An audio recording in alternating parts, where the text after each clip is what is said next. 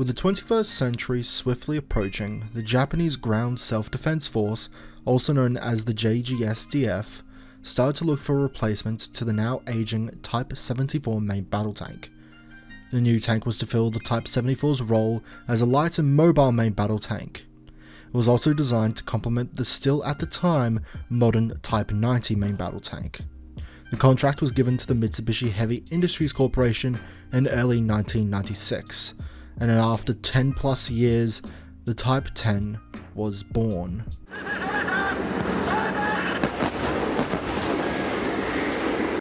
There were many requirements for this tank that were brought to the Mitsubishi Heavy Industries Corporation. It needed to have high speed and maneuverability characteristics, a 120mm smoothbore gun, and improved armor characteristics over the other tanks in Japanese service, which were the Type 74 and Type 90. Along with that, a high level of modularity was sought after, as this would allow for the Type 10 to be more useful in many more applications. This also allowed for it to have a longer lifespan in active service. However, the most important factor was the need for integration with what was known as a C4I system. A C4I system allows for greater communication and coordination between the separate tank units and infantry units. This allows for greater coordination and small unit strategy on the battlefield. It does this through having all units connected to a group network, where all information is shared. The system also has the capability to share information through allied groups or separate branches of the self-defense force, such as the Air Force. The Type 10 itself was to be equipped with the Japanese version of the Rheinmetall 120mm L44 gun, which was licensed built through the Japan Steelworks Company. The Type 10 was also designed to allow for the installation of larger 120mm guns, such as the newer L50 and L55. This modularity gives the Type 10 a much longer potential service life than some of its contemporaries.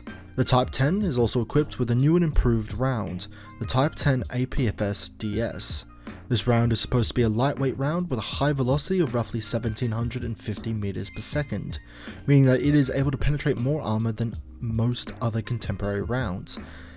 Unfortunately, I cannot say exactly how much armor, as those numbers have not been published. However, the Type 10 is also able to fire other NATO rounds, such as JM33, the Japanese version of DM33, and with the longer guns, it should be able to fire even more modern rounds, such as DM53.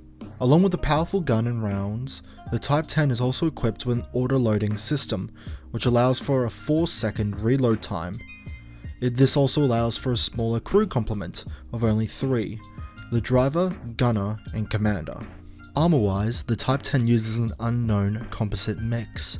However, it has been suggested that off the front it is capable of handling either DM53 or M829 APFS-DS rounds. It also uses a modular armor design, which allows for the easy addition of improved armor packages. This allows the Type 10 to be used in many different situations where either more or less armor is needed. It also means that the armor of the Type 10 can be continuously improved over its lifespan for considerably less cost. Mobility-wise, the Type 10 uses a Mitsubishi 4-stroke V8 diesel 22.6 litre engine, outputting 1,200 horsepower at 2,300 RPM. This propels the 44-ton tank up to 70 km per hour forward, and with its continuously variable transmission, this allows for it to reach the same speed in reverse. Paired with that, it also uses a hydro-pneumatic suspension system, which allows for far better absorption of recoil and better stability over unstable terrain. The combination of the two allows the Type 10 to be one of the most mobile main battle tanks in the world. The Type 10 first underwent various trials in 2002, with the first prototype being created in January 2006, and after a 2-year period, the first press release version was delivered in mid-February 2008.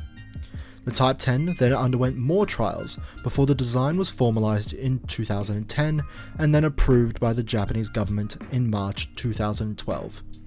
And as of 2021, there are 106 Type 10 tanks which have been built and delivered to the JGSDF. With that being said, I hope you enjoyed this episode of The History of. If you have any other suggestions for different tanks or vehicles that you would like to see, please leave them down below. And if you haven't yet, please subscribe. It helps me out immensely.